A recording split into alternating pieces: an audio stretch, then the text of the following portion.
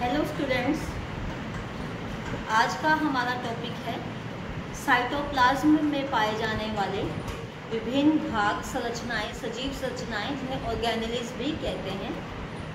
और इसमें सबसे पहले नंबर पे है माइटोकॉन्ड्रिया। माइटोकॉन्ड्रिया जो है ये छोटी आकार की दानेदार गोल संरचनाएं होती हैं जिनके अंदर स्वयं विभाजित होने का गुण होता है।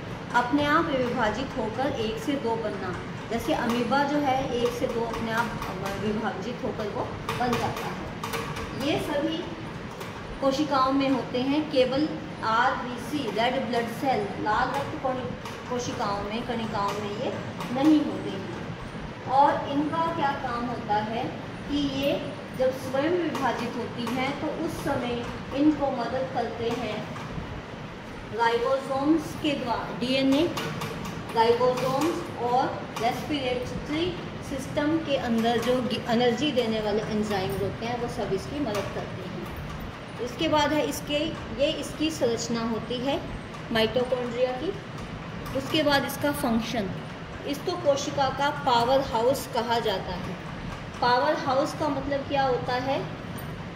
जो एनर्जी का उत्पादन करता है, ऊर्जा का उत्पादन करता है और ऊर्जा को स्टोर करके रखता है, संग्रह करके रखता है। जैसे घर में हमारी इन्वर्टर की बैटरीज में एनर्जी स्टोर करके रखी जाती है और ज़रूरत पड़ने पर हम वहाँ से लेते हैं।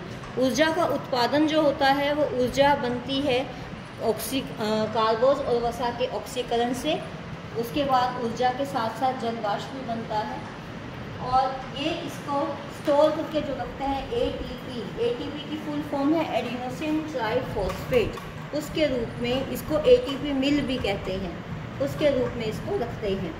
उसके बाद इसका सेकंड कार्य है कुछ अमीनो अम्ल का निर्माण करना। अमीनो अम्ल जो हैं वो प्रोटीन को बनाते हैं, अमीनो अम्ल से मिलकर प्रोटीन बनती है। सेकंड है गोल्जी बॉडीज़। गोल्जी बॉडीज़ जो हैं ये उन कोशिकाओं में सबसे ज़्यादा एक्टिव होती हैं जिनका काम सेक्रीशन का होता है। सेक्रेटरी सेल्स, सेक्रीशन का मतलब क्या होता है? जिसके द्वारा कोई स्रावन या कोई रस बनाया जाता है। ये मैच्योर स्पर्म में नहीं होती, ये रेड ब्लड सेल्स में नहीं होती। इनकी संरचना इस प्रकार की होती है। ये खाली वैक्यूल्स, खाली स्थान जैसी इनके अंदर जगह होती है जो स्टोर करते हैं। किस चीज़ का स्टोर करते हैं? दूसरी कोशिकाओं के द्वारा बनाए गए प्रोटीन, हार्मोन्स और एंजाइम को अपने अंदर कुछ देर के लिए स्टोर करके रखती हैं। अब इनका क्या कार्य है? सबसे पहला कार्य लाइजोसोम का निर्माण। लाइजोसोम क्या होते हैं? Suicidal bag. उसके बाद है शुक्राणु में एक्रोसोम का निर्माण ये करते हैं। अंडे के पीले भाग का निर्माण ये करते हैं। सरल शर्करा को जटिल शर्करा में, सिंपल शुगर को कॉम्प्लेक्स शुगर में बदलना। जैसे ग्लूकोज सिंपल शुगर है, ग्लाइकोजन कॉम्प्लेक्स शुगर होती है, तो इसमें बदलने का काम इसके द्वारा किया जाता है। नेक्स्ट है लिपिड और प्रोटीन को मिलाना। लिपिड वसा होती है, प्रोटीन और लिपिड मिलकर लिपोप्रोटीन बनाते हैं। कार्बोज जो है, जैसे ग्लाइकोजन आपको पता है जटिल शर्करा, तो ग्लाइकोजन और प्रोटीन को मिला के ग्लाइकोप्रोटीन ये बनाने का काम करते हैं। और कोशिका झिल्ली, जैसे कोशिका का आकार बनता है, हमने पढ़ा था कोशिका झिल्ली जो है वो इलास्टिसिटी उसमें होती है और ये फिर कोशिका झिल्ली का आकार को बढ़ाने में मदद करती हैं गोल्जी बॉडीज़।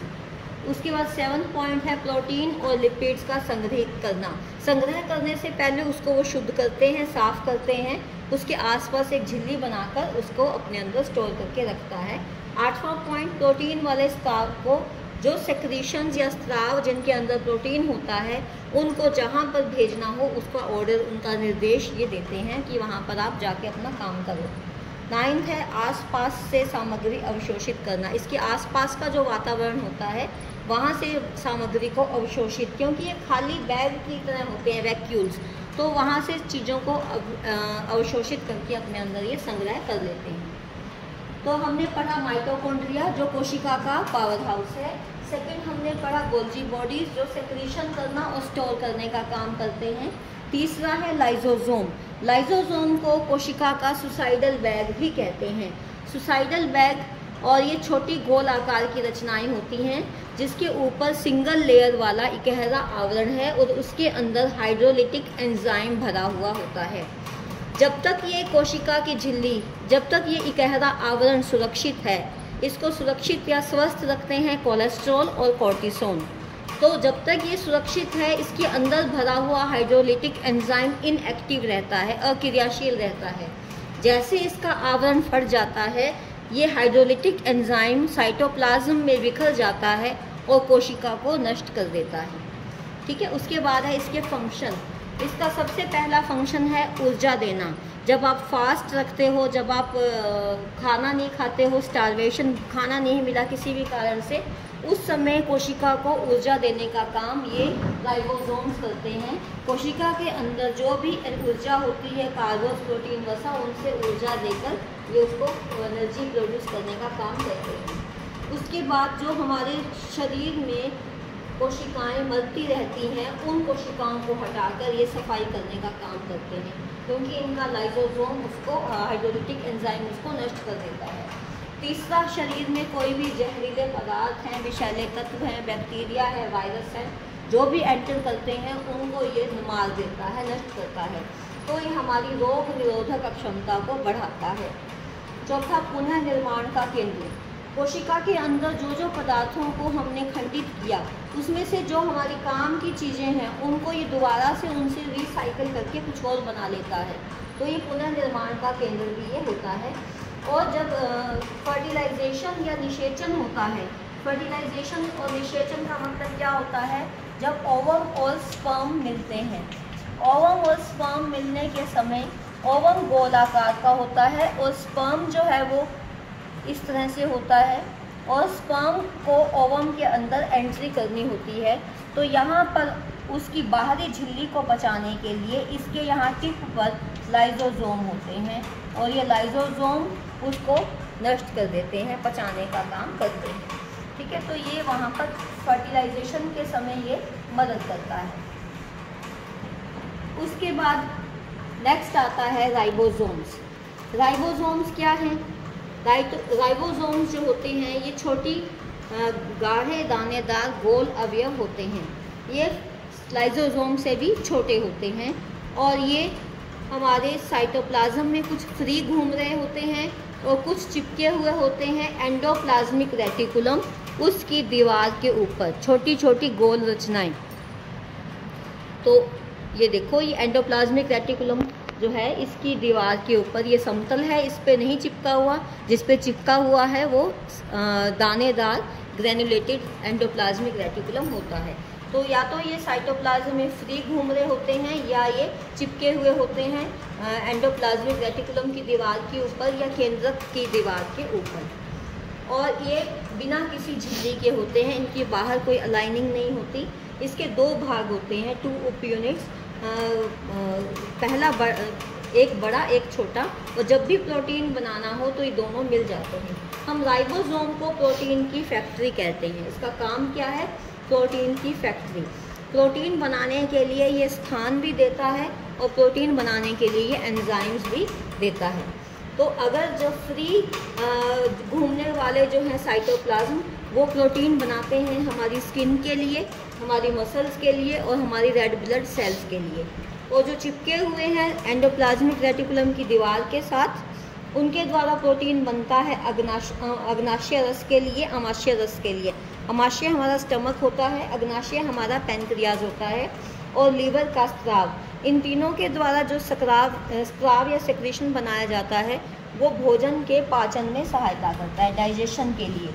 तो इनके स्राव डाइजेशन के लिए हमारी मदद करते हैं, और उस स्राव के अंदर जो प्रोटीन होती है, उस प्रोटीन को राइबोसोम्स बनाते हैं। हमारी कोशिका के अंदर जितना भी आरएनए होता है, आरएनए का मतलब क्या होता है? Ribonucleic acid. राइबोन्यूक्लिक एसिड, ये इसका 80% भाग राइबोसोम्स में होता है। राइबोन्यूक्लिक एसिड का 80% भाग राइबोसोम्स में होता है। आरएनए, डीएनए तुमने सुना होगा ना? RNA ribonucleic acid, DNA deoxy ribonucleic acid. उसके बाद है नेक्स्ट है 5वें नंबर पे सेंट्रोसोम एंड सेंट्रियोल। सेंट्रोसोम जो है वो क्या होता है?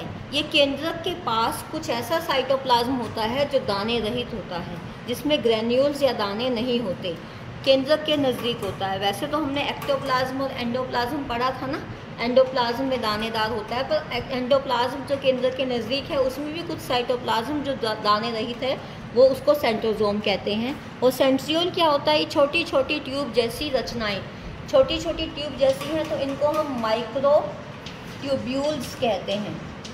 इनसे बने हुए होते हैं सिस्टीन, वेसिकल्स, और ये अलग अलग शेप बदलते रहते हैं। अब इनका क्या काम है? इनका काम है कोशिका जब विभाजित होती है तो उस समय स्पिंडल के धागे छोड़ना। कोशिका विभाजन के समय ये स्पिंडल के धागे छोड़ती हैं। कोशिका विभाजन की दो माइटोसिस और मियोसिस विधियां हैं, वो हम नेक्स्ट इसके बाद कोशिका संरचना के बाद पढ़ेंगे। तो उसमें स्पिंडल के धागे छोड़ना, इस तरह से ये धागे छोड़े जाते हैं जिसके अंदर क्रोमोसोम अपने आप को अरेंज करते हैं। तो ये धागे छोड़ने का काम जो है वो सेंट्रियोल के द्वारा किया जाता है। हमारा छठा है एंडोप्लाज्मिक रेटिकुलम। एंडोप्लाज्मिक रेटिकुलम पूरी कोशिका की सबसे बड़ी झिल्ली होती है। इस झिल्ली के अंदर 30 से 40 एंजाइम्स पाए जाते हैं जो अलग अलग कार्य करते हैं। एंडोप्लाज्मिक रेटिकुलम दो प्रकार का है, समतल और दानेदार। समतल जो वो होता है जिसकी बाहरी दीवार पर राइबोसोम नहीं चिपके हुए। दानेदार वो होता है जिसकी बाहर की दीवार पर ये राइबोसोम चिपके हुए होते हैं।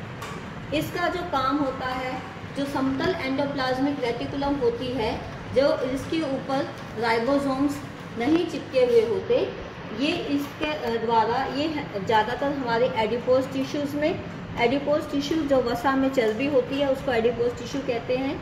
मसल्स, मांसपेशियों में एड्रिनल कॉर्टेक्स, हमारी एड्रिनल ग्लैंड होती है, ग्रंथि होती है, ब्रेन के पास होती है, उसका बाहरी भाग को कॉर्टेक्स भाग कहते हैं। उसमें होता है WBC में। और लीवर के द्वारा जो ग्लाइकोजन को इकट्ठा करके रखने वाले सेल्स होते हैं, स्टोरेज करने वाले सेल लीवर की, उन कोशिकाओं में भी ये समतल एंडोप्लाज्मिक रेटिकुलम जो है वो ज़्यादा होता है। उसके बाद है दानेदार। दानेदार जो होता है जिसके द्वारा ये प्रोटीन बनाने वाली जो होती हैं कोशिकाएं और वसा बनाने वाली कोशिकाएं होती हैं, उनमें ये ज़्यादा एक्टिव होता है। जैसे हमारी सलाइवरी ग्लैंड सलाइवरी ग्लैंड क्या होती है? सलाइवा, मुख में लाल रस जो थूक होता है वो बनाने वाली ग्रंथियाँ। दूसरा हमारा लीवर, हमारा यकृत, इंटेस्टाइन, आंतें, पैनक्रियाज, हमारा अग्नाशय, कार्टिलेज जो हमारे हड्डियों के जोड़ में होते हैं, प्लाज्मा, और एंडोक्राइन ग्लैंड। एंडोक्राइन ग्लैंड्स को नलिका विहीन ग्रंथियां भी कहते हैं। उसके बाद है फंक्शन। एंडोप्लाज्मिक रेटिकुलम के फंक्शंस क्या है, कार्य क्या है?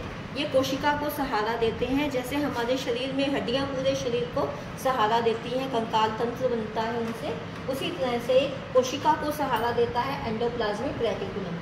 दूसरा, पदार्थों का आदान प्रदान। ये साइटोप्लाज्म और केंद्रक के बीच में पदार्थों का आदान प्रदान करने में मदद करता है, एक्सचेंज करता है।